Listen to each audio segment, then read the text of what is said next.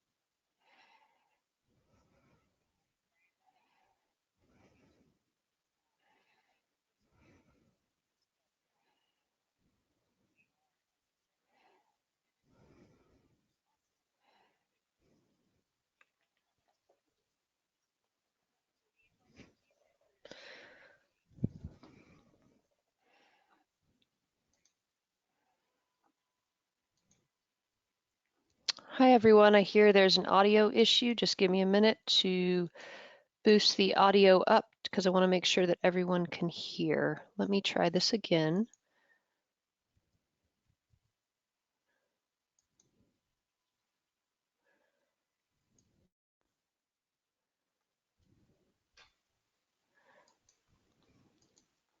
And we'll start this over.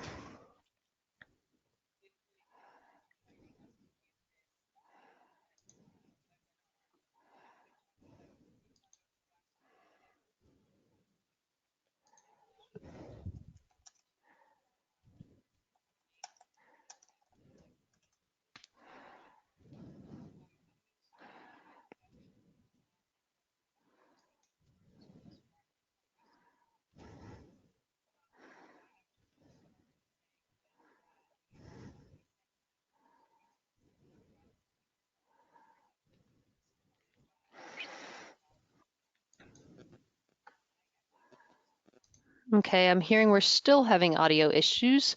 Apologies, everyone. We're going to need to try another approach.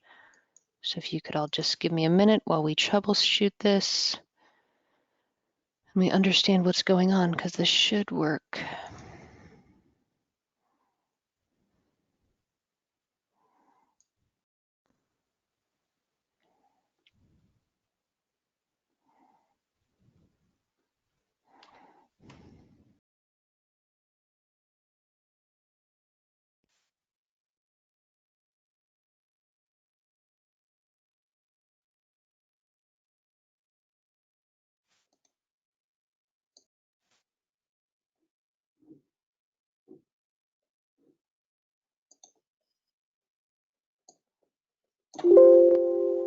Okay, now let's try it.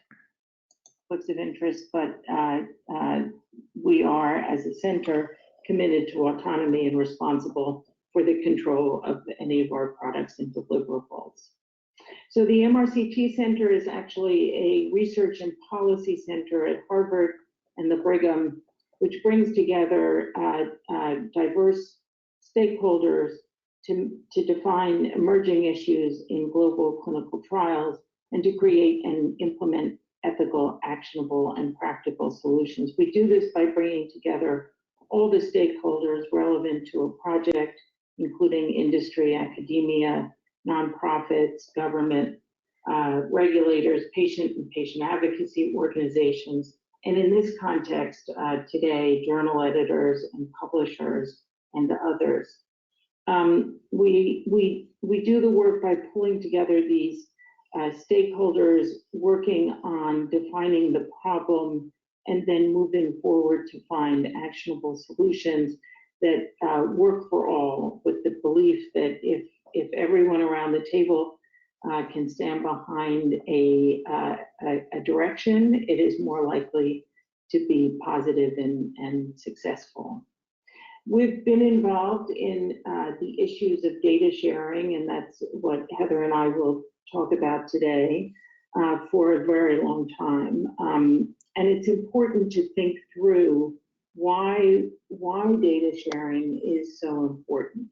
What we mean by that is making the data available, and in the context of clinical trials, to make that research data available to other researchers and the public. And of course, the specifics can vary between those two audiences. But data sharing itself, if done properly, will enable new discovery and new research questions by allowing more scientists to use, combine, and query the data that exists. Secondary use of data has been used for new discoveries multiply, and there are wonderful examples of its success in the past. It's also possible to use that data to validate findings, to reanalyze given data and review prior results, and it prevents, in the case of clinical trials, unnecessary repetition. We do not expose individual patients to incremental risk when we already have the answer, and that answer is embedded in data that exists.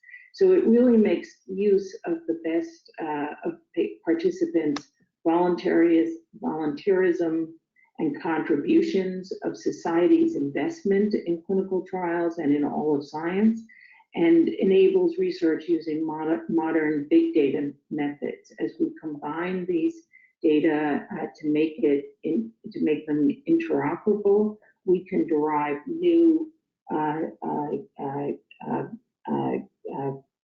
combined data and use analytics that are now available.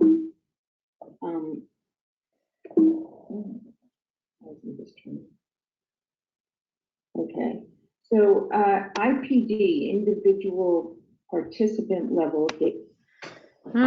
I hear we have a slide issue, so just a moment. I'm going to get this back.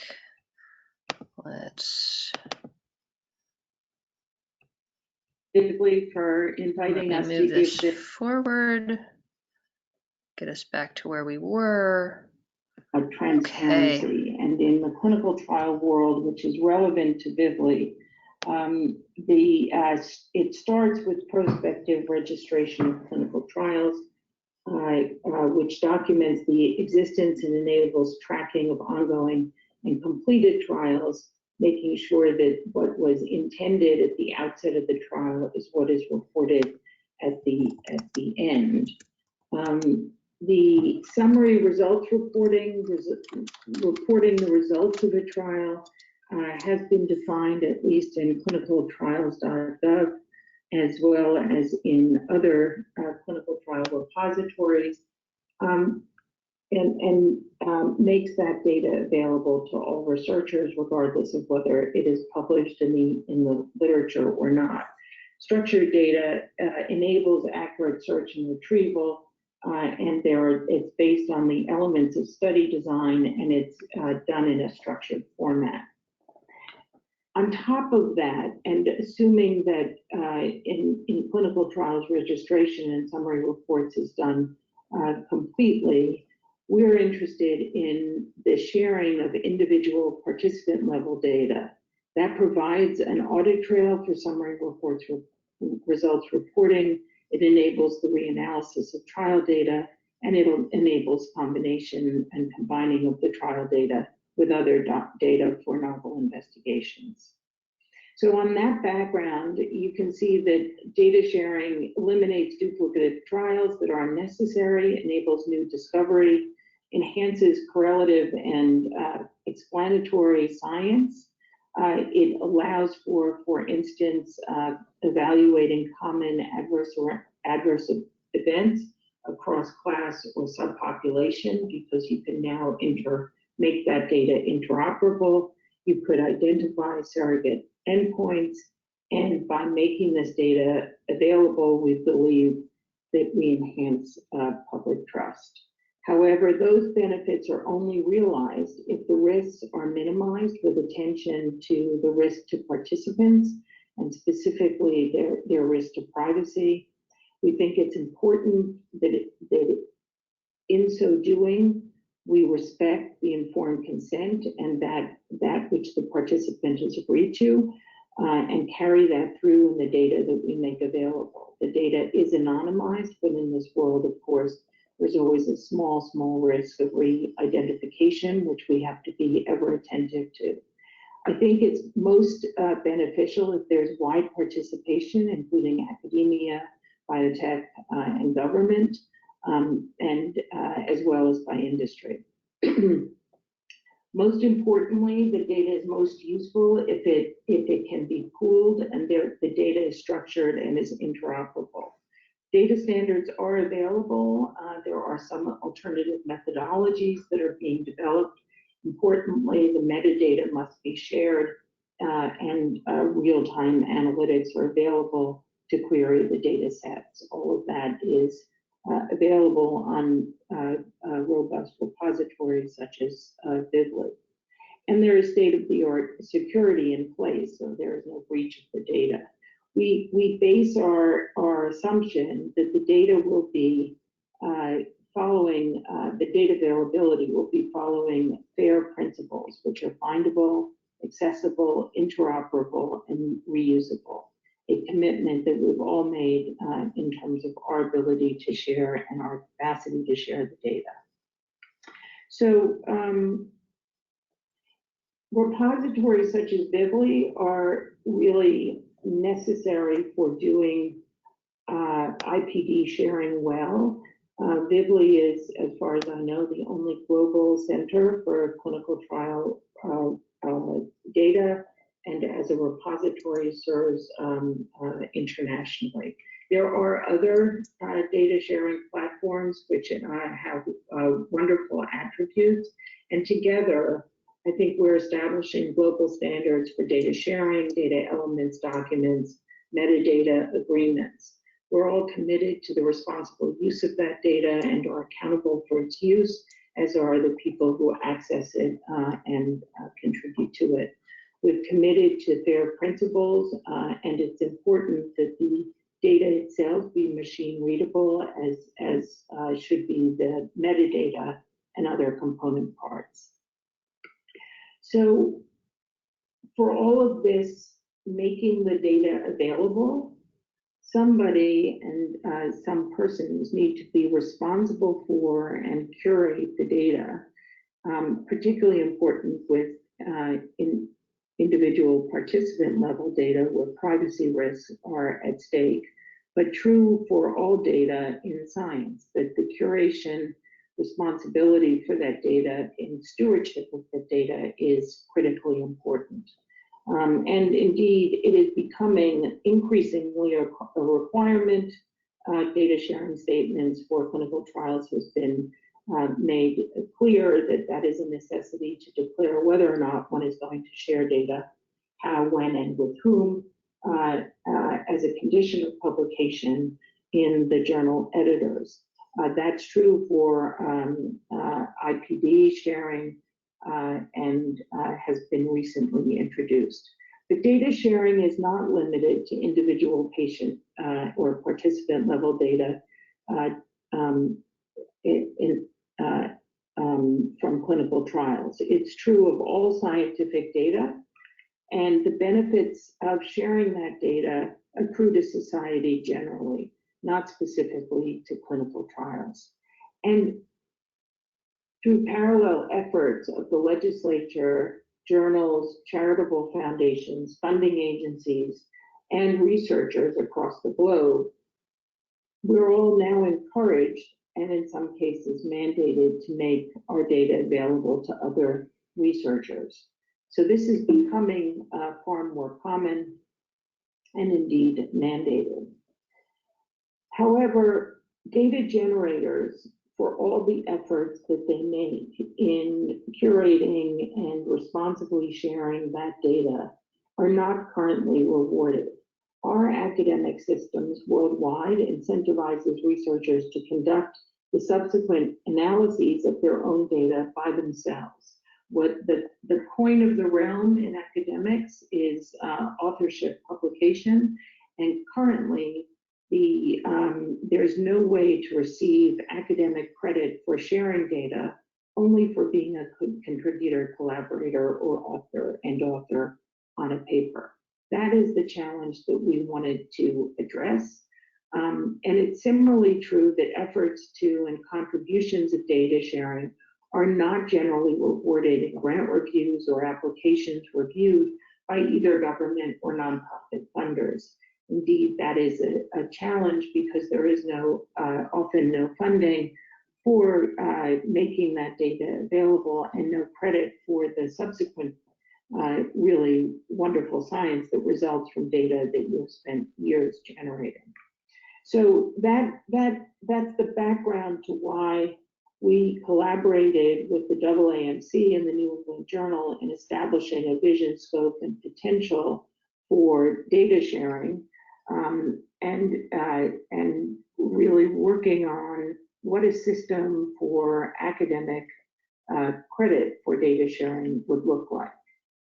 The goals, therefore, is to define the criteria and responsibilities of the researchers who generate and share original data sets. That is likely to be dependent in part on the scientific discipline from which it stems, but generally defining those criteria and responsibilities so that it is clear who is responsible and what their roles would be is an effort that we are all engaged in.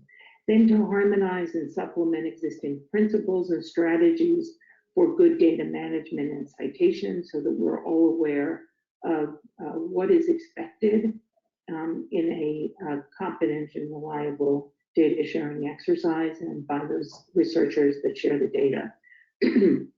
Ideally, we will have a technical architecture that is interoperable and an end-to-end solution by which the investigator may receive credit for data sharing, whether or not they're aware of the access to the data that others have had. So that if they deposit data in a repository, they need not be involved in the release of that data in order to receive the credit for their contribution. And then to define the value proposition for and support from the diverse stakeholders in order to launch, implement, and sustain the system of credit that we would enable. That position, the vision for data authorship as an incentive to data sharing was published in the New England Journal in 2017. And began this next set of collaborations. What was clear was that we wanted to establish a system where the original data generators would deposit their data in a repository. The repository would assign a unique identifier, we're going to call that a DOI, and deposit that with its machine readable unique identifier. That would then be published with the manuscript in the first publication. So that is the first line that you're seeing, so that the original data set contributed by the data authors or the data generators, in this case, A, B, and C, go on to publish their manuscript. That manuscript has the designation of the DOI. The secondary analysis, of course, individuals can be, from the primary authorships, can be involved in the data analysis, a subset of them, such as A and C, and those would then ascribe data authors of the actual manuscript, and the authors of the manuscript would be A and C. The data authors would include A and B, and the manuscript would be published. You could have the same situation with a collaborator, or indeed, most importantly, in 4, one would see that an independent investigator could access that data unrelated to A and B, unrelated to the original data generators, author the paper, but nevertheless credit the original data generators through the DOI and through their affiliation or association with the DOI. And then, of course, one can combine that with other data sets contributed by others and give all the data sets the attribution and credit. That depends on having a unique data set, and then the individuals identified with that data set associated with the data set going forward. Because at that point, you can pull from it, as Heather will describe shortly. So we felt that both to incentivize data sharing and promote fairness, those who gathered, curated, and made available data for secondary use should receive appropriate and standardized credit. A system is necessary to ensure credit.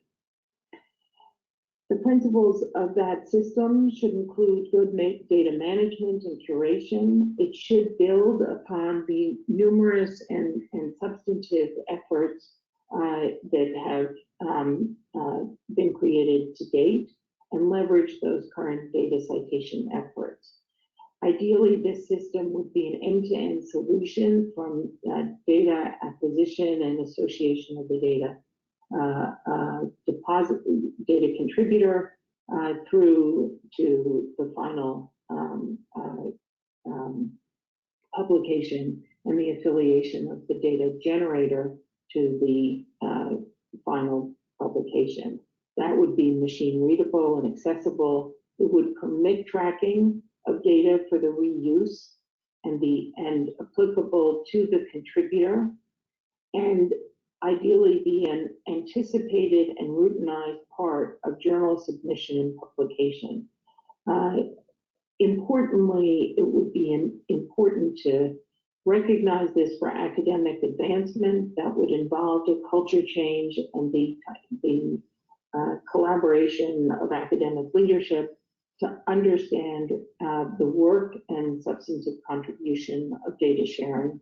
But it would, and it importantly would also allow tracking of the data for funders for not only the first publication from the grant funded itself, but then the value of all subsequent publications from that data, so that you could really understand the entire value of the original work as it was performed. So with that, let me turn it over to Heather, and you'll describe the details of the system. Great, thanks so much, Barbara. So the Credit for Data Sharing initiative that came out of the conversations with MRCT Center and New England Journal of Medicine, and really flowed from that perspective piece that we did in the New England Journal of Medicine. That piece was a first step at a vision of a system that would clearly need to be developed further with the input of many other stakeholders. And so that was the next step of what we did. So the data sharing goals of the next step included both incentivizing data sharing generally, recognizing data as a standalone valuable research product, and enabling, as Barbara has explained, enabling data generators to track the use of that data and receive credit for their work. So what we worked to do is to bring together the community to leverage existing initiatives and infrastructure to be able to track the use, reuse, and impact of scientific data.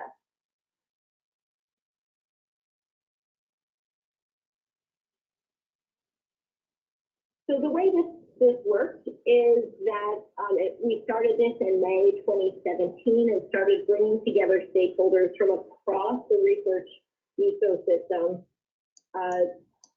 to pull together a discussion of that concept that we raised earlier of data authorship, to think about the project scope and the project goals, and to solicit recommendations about other individuals or organizations or efforts that should be included in this process. So this was, we really started building concentric circles to make sure that those who are active in this area, the journals, the publishers, and the like, were included. In June, then, we pulled together a large in-person planning meeting to bring together those experts, identify all the current data citation efforts and initiatives that could make this project successful. And the goal was really not to create something new, but to really link together existing processes to make sure we could pull this whole process together. We had a technical considerations conference to bring together the data citation, the authors and contributors to the data citation roadmap that really defined the technical elements of how to make sure information about data sets are included in publications, in repositories. And to better understand from a technical perspective, not only what's happening in this area, but what needs to happen, what bridges need to be built, and how might a multi-stakeholder effort help move that forward. We then developed, with the help of these external experts, a much more detailed schematic diagram from the thought piece that we had done before, which was really a what if we connected DOIs to individuals, and really developed over the course of many months a schematic diagram that could be vetted by a large group. And so we'll talk a little bit about the many different types of stakeholders that were brought together to vet this diagram and to help understand what pieces need to be developed. All of this was in preparation for a multi-stakeholder workshop to really push this forward and figure out exactly where we needed to go. So that stakeholder workshop was hosted by the AAMC, the MRCT Center, and the New England Journal of Medicine. And these are some of the representative, not all of the organizations. You can find the full participant list at amc.org/data sharing and learn about the symposium and the outcomes there. But just so you can see the breadth of the organizations that were involved, not just for that one day, but in the months prior to that, to get to a very productive one-day meeting. We included academia, the journals and publishers, the organizations that are working on the technical aspects of this project, various funders, and government entities, both from the funding perspective and also from the technical implementation perspective.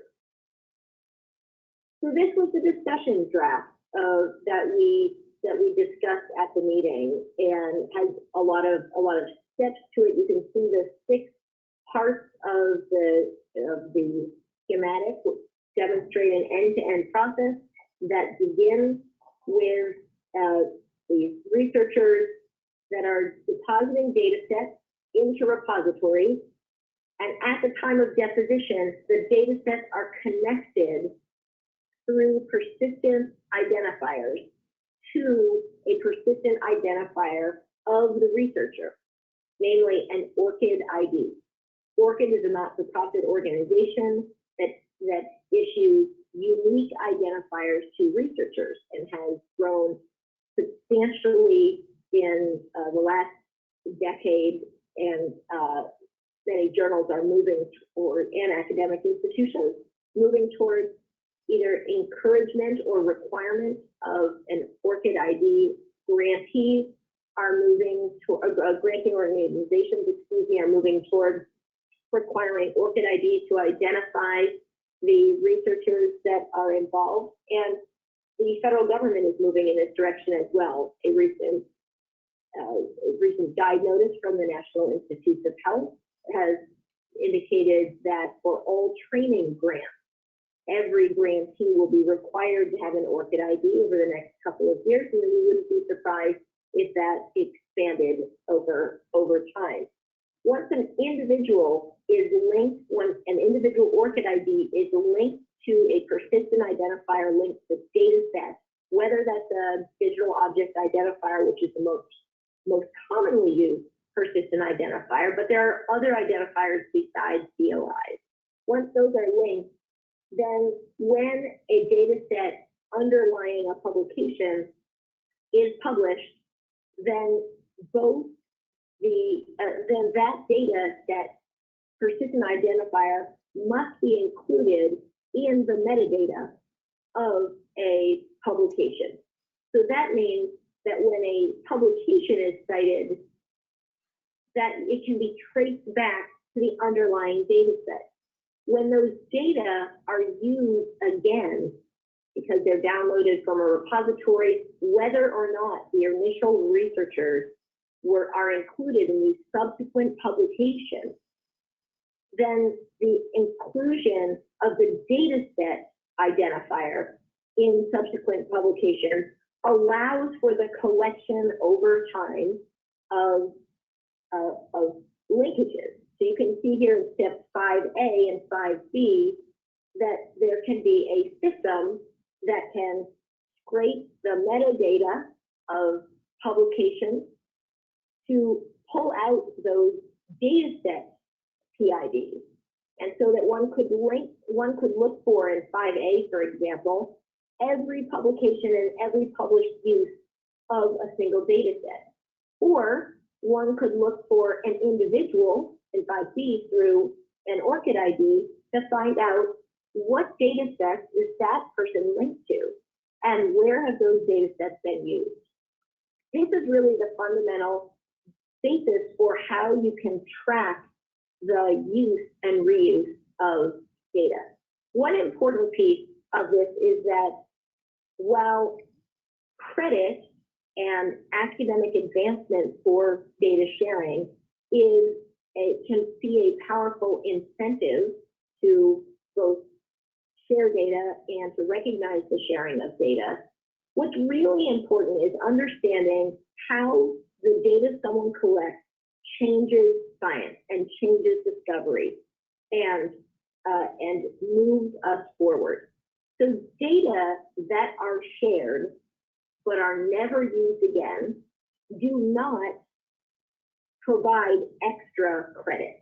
And so what this means is this can help over time both to track what data are reused, what is the quality of that data, the reusability, so if data are not reused, whether it's clinical trial data, basic science data, or any scientific data, when data are not reused, it's worth asking the question, were the data shared at all? If they were shared, did they meet the FAIR principles of findable, accessible, interoperable, and reusable? Was it a valuable data set, or did someone have trouble finding it? This is what was vetted at the meeting and developed as a result of this initiative. And the outcomes, the high-level outcomes, were published this year in a paper in Nature.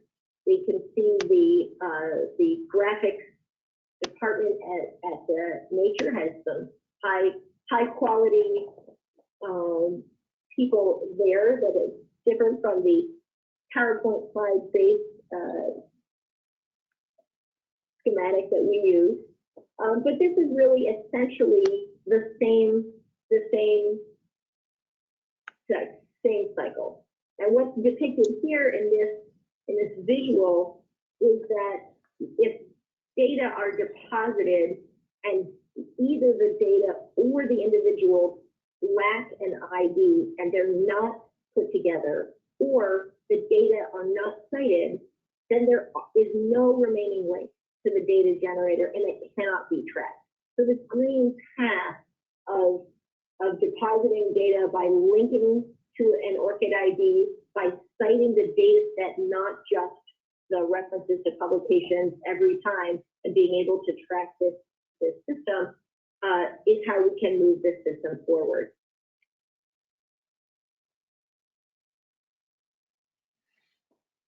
So the outcomes of this initiative, and based on the months of conversations with so many individuals who are working in this area, are the following. One, that technical solutions exist. There are roadmaps to citations. There is information being pulled out of metadata of journal articles by cross-ref. There are journals that are requiring not only data sharing statements, but making it easy to share data set POIs. There are repositories that allow the linkage of ORCID IDs to data sets. These things exist, they're just not linked together, and they're not uniformly implemented. Secondly, the data reusability does require the FAIR principles that I mentioned, that data must be findable, accessible, interoperable, and reusable, and but that is a floor, not that doesn't necessarily ensure that data will be used, reused, and cited appropriately. But you have to start with a baseline of a repository that requires the FAIR principles and meaningful data sharing. Third, very critical to note that data openness is independent of this solution. And what we mean by that is the system of linking and tracking data through persistent identifiers is agnostic as to whether the data are shared through a mandate or through a voluntary sharing, whether they have a barrier or gatekeeper function before accessing the data or are widely available to all, whether there is a cost to accessing the data or not. All of those considerations are absolutely essential in the world of data sharing generally, but do not have an impact on how this system works. So this can work exactly the same way for a closed data set that needs to go through a gatekeeping function in order to access, or a data set that's freely available. Fourth, that the value of data level metrics may be stakeholder or field specific. And that means that what meaningful data sharing means and what meaningful data reuse means may be different. If you have a clinical trial where the data set from one major study is made available, and that data set is downloaded 500 times, that may be a significant accomplishment worth of recognition. If you have, for example, in another field, perhaps there's some data from astronomy or some other things where there are image data, where there are regularly large numbers of downloads that don't necessarily lead to the use of the data set, then that may mean something very different if that set is downloaded 500 times. That's something that can be developed through the field, through societies, through the evaluation of peer assessment in the tenure and promotion process. What does this level of reuse mean to us, to our institution, and how are people showing that they're having a major impact in science in this field? And finally, that repositories play a very key role in getting this information linked together at the beginning. Repositories that require a link to ORCID or make it extremely easy to link those two together can really kick off this whole system. The outcomes of the initiative and suggested stakeholder-specific recommendations are all available on website amc.org/data sharing in the workshop summary, and led to very specific recommendations for how journals and publishers can be moving this forward, how funders can be moving this forward, how academic institutions can be moving this forward. So discussions about how specific kinds of policies, requirements, available fields, thinking about culture change, thinking about policy changes, infrastructure, and education are all part of this broader ecosystem where I think we really are moving towards recognizing data as something that is independently important from the initial or future publications in which it is cited. So the next steps for this process include some of the work that we continue to do together independently in getting the word out about this, continuing to vet it, making sure that the open science community, the data citation community, the journal and publishing communities are aware of and moving forward in this direction. Ultimately, we want to help to demonstrate not just the importance, but the feasibility of giving somebody recognition and credit, whether that's in their personal, professional life with funders or with their own institution. And it really does simply start with linking a person or people to a data set. We were very recently able to present this work at the Vivli annual meeting. Wanted to share for you the wonderful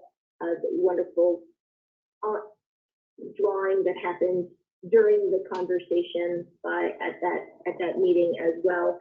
There are lots of opportunities for either of us or many others who are involved in this to talk about these efforts. We encourage you to reach out to either Barbara or myself. There's contact information for us on these slides and also through the website. If you have any questions or would like to be more involved in pushing this forward. And thank you for your time, and I'll turn this over to Julie. Great. Thank you so much. So thank you so much to our presenters for how they shared. That's Barbara Beer and Heather Pierce. If you do have questions following up from this webinar, you can direct them to myself or Rebecca Lee, and we'll make sure that they get to Heather and Barbara as well. If you do have questions, please do put them in the chat, and we'll follow up with you directly after the webinar to reach back out to them to get any questions answered you may have. And just as a reminder to all of you who may have missed it in the beginning, we will be sending out a recording of this webinar and one that will smooth out the bumps from the beginning so you can see those slides, as well as we'll also be circulating the slides shortly after the call. So thank you everyone for your time. Really appreciate having so many of you join us today. And please do share that link with your colleagues, and we will send those slides. Do put those questions in and we'll get those followed up for you. That's all we have for today. Looking forward to seeing you at a future Vivli webinar. Thanks so much for your time. Goodbye.